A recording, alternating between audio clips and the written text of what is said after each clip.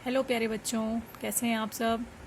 मैंने आपको पिछली कक्षा में वह चिड़िया जो का ये पहला पैराग्राफ संदर्भ से सहित व्याख्या आपको बताई थी और आपको कुछ कार्य दिया था। मैं उम्मीद करती हूँ आप सभी ने उस कार्य को अच्छे से संपन्न किया होगा। और क्या इसकी व्याख्या आप लोगों ने दोहराई, आपको अच्छे से आ गई? क्या अब हम इसके अगले पैराग्राफ की तरफ चलें? आइए एक बार हम थोड़ा सा इसको कह लीजिए कि पुनर्अभ्यास करते हैं, बस सरसरी निगाह से, और इसके बाद हम अपने आगे की ओर बढ़ेंगे। ठीक है, देखिए ये आपको मैंने बताया हुआ था कि ये पंक्तियां हमारी पाठ्य पुस्तक वसंत के वह चिड़िया जो नामक कविता से ली गई हैं।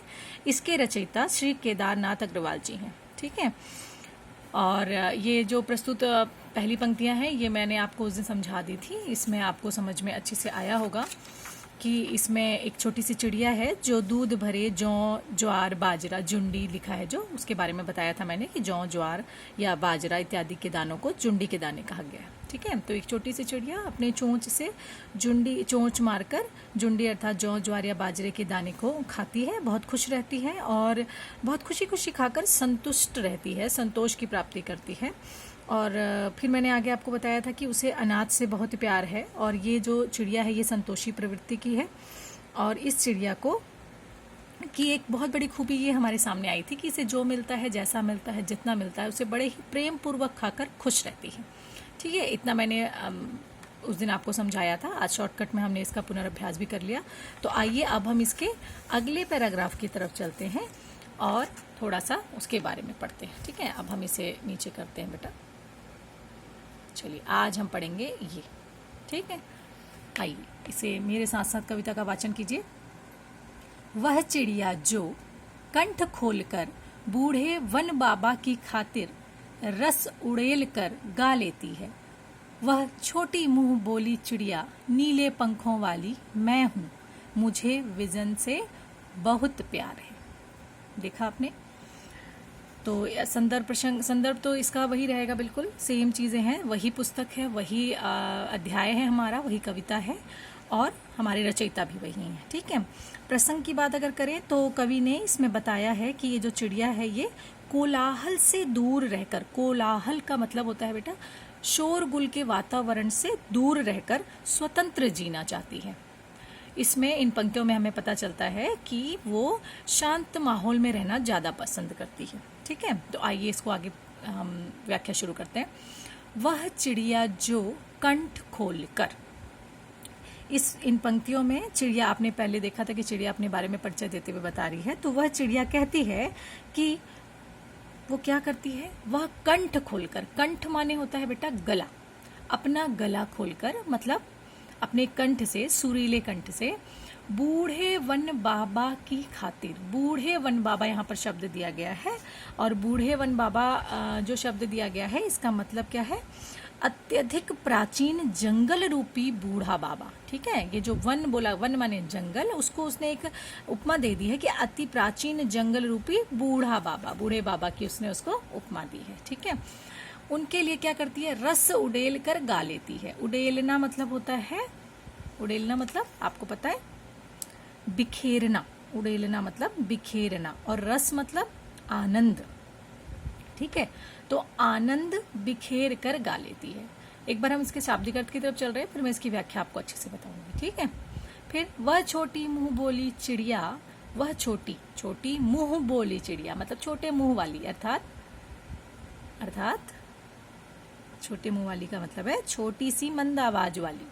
ठीक है, नीले पंखों वाली, ये मैंने आपको पहले भी बताया था, उस चिड़िया के पंख नीले हैं। मैं हूं अर्थात चिड़िया अपने लिए कह रही है, और मुझे विजन से बहुत प्यार। विजन, विजन अगर देखा जाए तो विजन का मतलब होता है सुनसान, सुनसान जगह के बारे में बोला था। विजन मतलब जहां पर जन माने होता है लोग, जहां लोग नहीं रहते, या कह लीजिए लोगों से रहित सुनसान स्थान को विजन कहा जाता है, और विजन अर्थात जंगल होता है।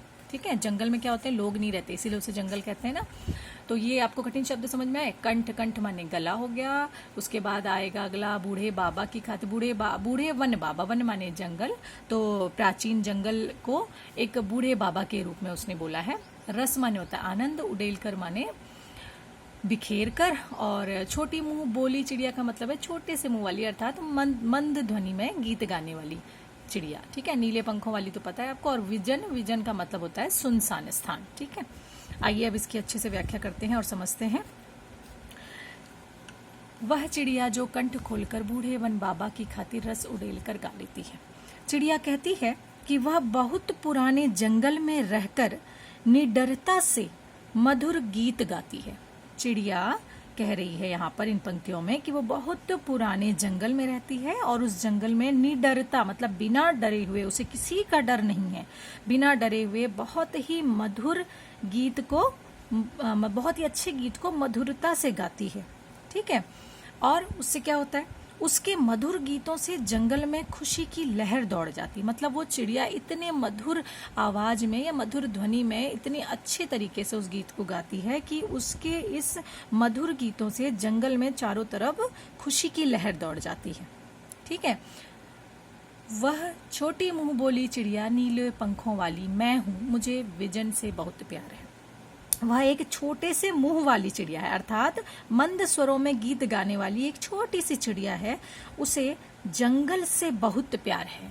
नीले पंखों वाली है, उसके पंख नीले हैं और उसे विजन, विजन माने जंगल से बहुत प्यार है। उसे ये जंगल, हरा भरा माहौल जहाँ पर सुनसान रहता है सब कुछ, कोई शोरगुल, कोई कोलाहल नहीं होता, उसे यह स्थान, यह जंगल बहुत प्यारा है, उसे बहुत अच्छा लगता है। अर्थात कहने का तात्पर्य है कि बड़े प्राचीन भयानक जंगल में भी वह हंसी खुशी पूर्वक जीती है। ठीक है बेटा, ये हुआ इसका, ये इसकी व्याख्या है। वह चिड़िया जो कंठ खोलकर बूढ़े वन बाबा की खातिर रस उड़ेल कर गा लेती है। अर्थात चिड़िया कहती है कि वह बहुत पुराने जंगल में रहकर बिना डरे हुए मधुर गीत को गाती है। उसके मधुर गीतों से जंगल में खुशी की लहर दौड़ जाती है। वह एक छोटे से मुंह वाली अर्थात मंद स्वरों में गीत गाने वाली प्यारी सी चिड़िया है और उसे, मुझे विजन से बहुत प्यार है। इसका अर्थ होगा कि उसे जंगल से बहुत प्यार है। कहने का तात्पर्य आपको बता ही दिया है कि ये बड़े प्राचीन भयानक जंगल में रहकर भी वह हंसी खुशी पूर्वक जीती है। ये है बेटा इस ये जो सामने आपके जो दूसरा स्टैंजा हमने पढ़ा है उसकी व्याख्या। अच्छा, इसमें हमने क्या विशेष बातें सीखी? पहले वाले में तो हमने कुछ सीखी थी, वो हमने पिछले क्लास में चर्चा की थी। आज हमने इसमें क्या विशेष बातें पाई, बताइए। अगर देखें तो पहली बात ये थी कि चिड़िया के स्वरों में मधुरता है। उसमें ये दिया हुआ था कि बहुत ही मधुर स्वर में गीत गा रही है। ठीक है, तो चिड़िया के स्वरों में मधुरता है। दूसरा जो नई बात हमने सीखी, क्या, वह कोलाहल से दूर रहती है, मतलब वो शोरगुल वाले स्थान से दूर रहना चाहती है। तीसरा, वह निडर स्वभाव की चिड़िया है। वो चिड़िया किसी से डरती नहीं है। उस घने जंगल में अगर हमें आपको जाना पड़े तो शायद हम एक बार डरेंगे, पर वो चिड़िया नहीं डरती है। और फिर जो हमने पहले भी जाना था कि उस चिड़िया के नीले पंख हैं और उसे अपनी प्रकृति से बहुत प्यार है।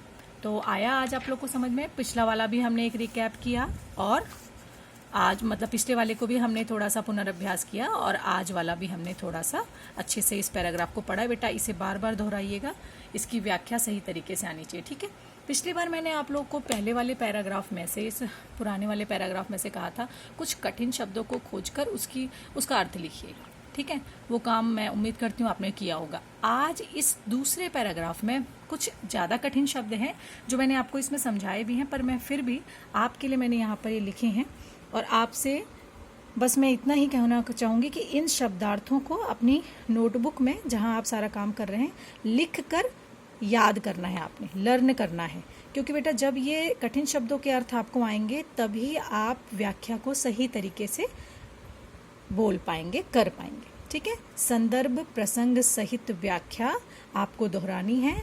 इस शब्दार्थ को आपको लिखना है और इसके साथ जो आपने पहले वाले पैराग्राफ के लिखे होंगे ना वो भी लिख लीजिएगा। ठीक है, पहले वो लिखिएगा फिर ये लिखिएगा और इसके बाद इनको सबको लर्न करना है और घर में जो भी आपके पास है मम्मा पापा उन्हें सुनाना है। ठीक है, और इस व्याख्या को दोबारा दोहराना है। इसके बाद हम अगले पैराग्राफ को अगले वीडियो में देखेंगे। ओके, ठीक है बेटा, नमस्कार।